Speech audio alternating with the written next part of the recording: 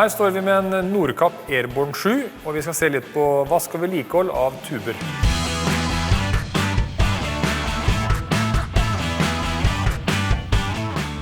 Airborne-serien er bygget med neoprentuber. De produktene vi bruker, de fungerer også på PVC, og framgangsmåten er lik. Tubene på båten krever vask og vedlikehold som alt annet.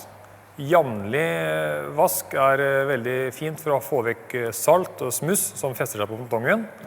Vi anbefaler i tillegg en dyprens og impregnering minst en gang i løpet av sesongen. Vi har god erfaring med produktene fra Pro Marine og Blue Marine. Der har du en dyprens og en impregnering. Impregneringen gir tilbake veldig mye av glansen både i tuben og fendelista, samt at den er UV-beskyttende.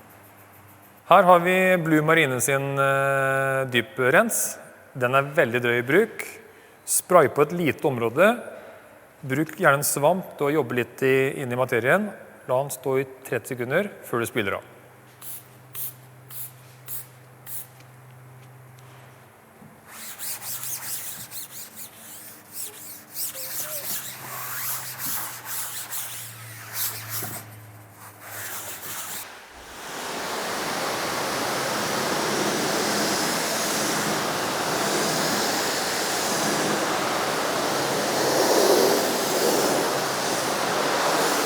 Da har vi spylt av tuben og latt den tørke. Er det flekker som er vanskelig å få av og som sitter godt, så er det bare å repetere prosessen frem til du er fornøyd med resultatet. Men det som er viktig etter at du har skylt den ren, er at du lar tuben tørke før du har på impregneringen. Her er det mye av samme fremgangsmåten. Vi sprayer på, både på fendelist og tube.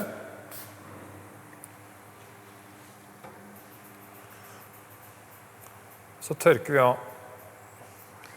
Gni det gjerne litt inn i tuben.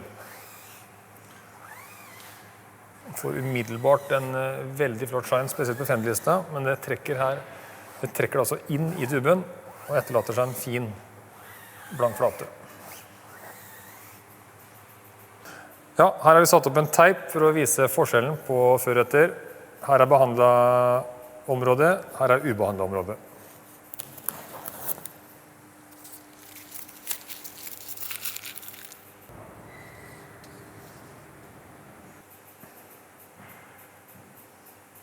Så enkel er faktisk prosessen med både dyprens og impregnering. Gjør du dette, så sikrer du at tuben holder seg både blank og fin gjennom hele sesongen.